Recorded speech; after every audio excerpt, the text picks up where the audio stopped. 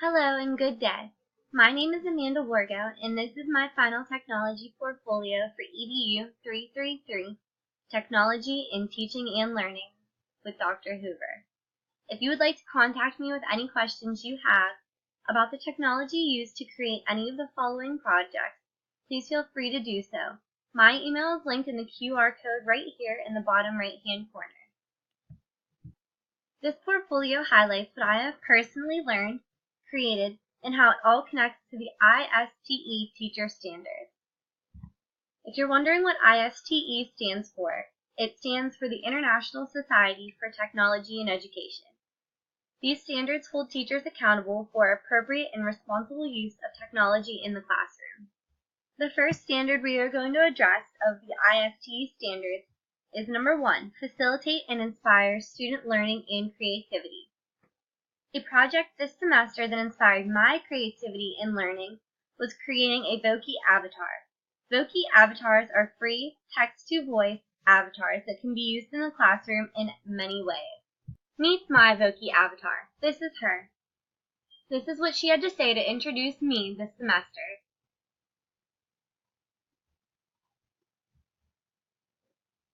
Hello, I am Amanda Wargo. I am a secondary education math major here at Cal UIC. Technology is a new way to present material, make the material interactive for students and assess learning. Voki avatars can be created online either as a representation of yourself, similar to the girl on the left, or with fun characters such as cats and pandas. There are many preset options for you to choose from, such as some of the characters shown here in the middle. There is an option of adding voice either with text-to-talk or recording your own voice. Vokis can be used in online classrooms to add a human element to the learning, or it can be used for public speaking, especially aiding those who don't enjoy public speaking. They are also great for introductions. Some pros are that it is a free program, easy to use, and adds much creativity to the classroom. Unfortunately, a few drawbacks are that only 3 can be created for free. The text-to-talk sometimes isn't the best, and you must have a working Flash player on your computer to use it. Up next is standard number 2 of the ISTE teacher standards, which is Design and Develop Digital Age Learning Experiences and Assessments. The first project I completed this semester was a pictochart on one of the trends in technology. The goal of the project, shown on the right here, the end result at least, was to organize information on a trend in technology. The project I chose was the Hummingbird Kit, which I focused on whether or not a hummingbird kit could be made in a makerspace.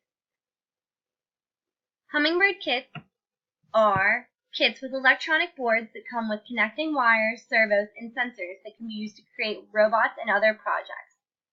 The focus of my project was how it could be used in a makerspace, so I showed how some of the subjects in which it could be used. I also ended with a cute saying that all you have to do is design, build, and create.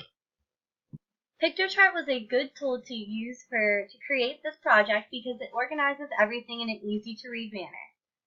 Teachers can use it for classroom posters, their own infographics, or to promote summarizing and assessment for students. Some pros of using Pictochart is that it is great for summarizing and promoting deeper understanding. It is visually pleasing, and the tools promote creativity in design. A drawback is that while it is easy to use, there can be nuances using the software or finding the appropriate template. I believe that it connects to the second ISTE standard of design, designing digital age learning experiences and assessments for students, because it can be used for both of those things. Another project I worked on this semester was the pre, middle, and post-assessment tools. The project and tool assessments connected to the second ISTE standard because they are both very digital age learning experiences and assessments. The first that I used was a game tool named Kahoot. It can be used in real time where students join in on their smartphone or computer and answer multiple choice questions that are projected on a screen. Students can answer the questions as their own player or play on a team. I used this for pre-assessment to a building equations unit. I gave students a long period of time, here you can see 101 seconds, to answer the question. Students on their phone would choose the answer, It will show up on their phone as the triangle, the diamond, the circle, or the square. They'll choose that one, and then they will choose their answer, and then it will show up on their phone or computer if their answer is right or wrong. After that, answers are posted up on the scoreboard where you see who's leading the list. In my example, I was only able to show one because I was only able to log in myself, but ideally you'll have multiple students here on your scoreboard. Some pros of this game is it is interactive and connecting to the second standard. It is a digital age learning experience and assessment. However, I do not believe the competitiveness exemplified by students' names being shown on the screen makes it a fair assessment tool and does not offer much benefit. I like this tool, but would have to consider how to use it with the time limit and scoreboard features being a consideration. In order to monitor progress during the unit, I created a quiz using the Socrative quiz building tool. With this tool, teachers can create quizzes, have race games, or have an exit ticket that gives a quick review of how accurately students are answering the questions or how well they are learning through your unit. In my algebraic equations quiz, as shown here, I was able to see how well the students were doing based upon their answers, and it gave me a quick, easy-to-read format instantly as to how the students were doing. This is how the questions look whenever you build it from the teacher perspective. You get to choose the correct answer, and you can also choose the feedback that you provide. When you launch the quiz, you get to choose whether they receive instant feedback, if the students want to have open navigation, or have a teacher-paced lesson. You can require names, shuffle the questions, the answers, show your question feedback, and then show the final score to them. These are all of your options when you launch the quiz. I thought it was neat. You can choose to administer a quiz, which is what I chose to do. You can have a space race where they race against each other. Students do that. Or you can have an exit ticket where it asks questions such as, how well do you feel like you learned everything? Answer the student-teacher question so they can connect something from the class and it comes up on your screen immediately, and then also gives them one last opportunity for final comments. Since there are many options for teachers to give the students to receive feedback during the lesson, I feel like it has a lot of pros. It also gives you instant feedback and adds a little bit more privacy than the last tool we used, which was Kahoot.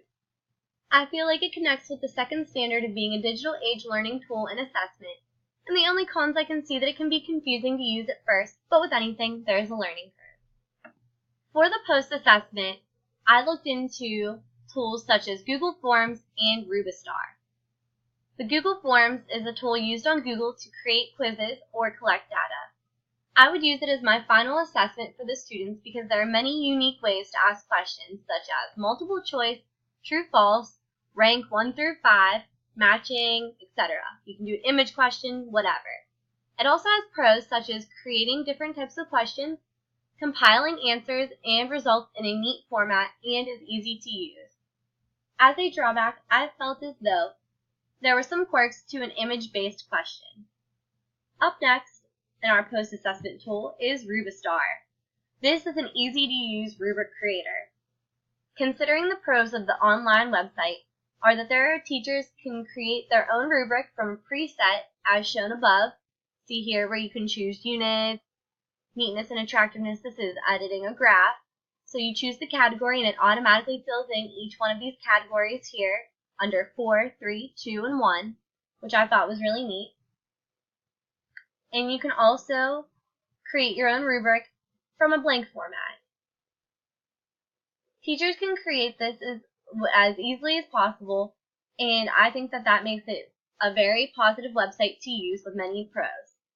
Unfortunately, one con that I noticed is that you can only have 4, 3, 2, or 1, or you can switch it to maybe say 0, 5, 10, 15. But I don't know how to add another column, and I felt like having only 4 columns for every rubric you ever create might be a little bit limiting. Otherwise, I believe it is a very essential tool, and I can't wait to use it in my career. Both of these assessment tools are great ways to develop digital age learning and assessments effectively. Up next is the third ISTE standard, which is Model Digital Age Work and Learning. Another project I created this semester was the Digital Simile Story, the program Animoto. Animoto is an easy-to-use program to create videos with pictures. Here is part of my example. My Media Life Summer rain is past. It's a philosophical ad. And it feels like a dream. I could Socrates and run $3.99 for BC. shelter. Some pros of this tool is that the color can be reduced on the picture so that the caption can be read. Notice how here the photo is completely in color. Skies. And the next part, with the words, is reduced so you can read the words. That's why I personally chose this tool over other tools, because I was having trouble showing the words that I wanted to show. It has a library of music that can be drawn from, and you can add your own voice to the project as well. A drawback is that yes, there is a watermark on the free version, but that is to be expected. Animoto is a great tool to promote summarizing as an assessment for students, an opportunity to dual encode or use audio and visuals to connect the dots, and also great for teachers to create and design their own videos for the subject. This is a project connected to the third ISTE standard of modeling digital age work and learning, because it is something that teachers can model for their students easily, and dual encoding is learning efficiently. The fourth ISTE standard that we are going to look at is promoting and modeling digital citizenship and responsibility. This semester, I examined the ISTE standards for teachers and students. I broke down the key components of each standard, gave examples of teachers meeting the standards, and identified my own personal strengths and weaknesses within each standard. I feel like this helped me reflect on how I could promote and model digital citizenship and responsibility in my own classroom in an honest and fair manner. An excerpt on my reflection from the ISTE standards is that personally, I, Amanda, feel as though I'm comfortable with the learner, leader, citizen, designer, and analyst aspects of the ISTE standards. I feel as though I'm a constant learner, which would make learning a complete strength. I really like to learn about ways for humans to guide themselves through to a better life.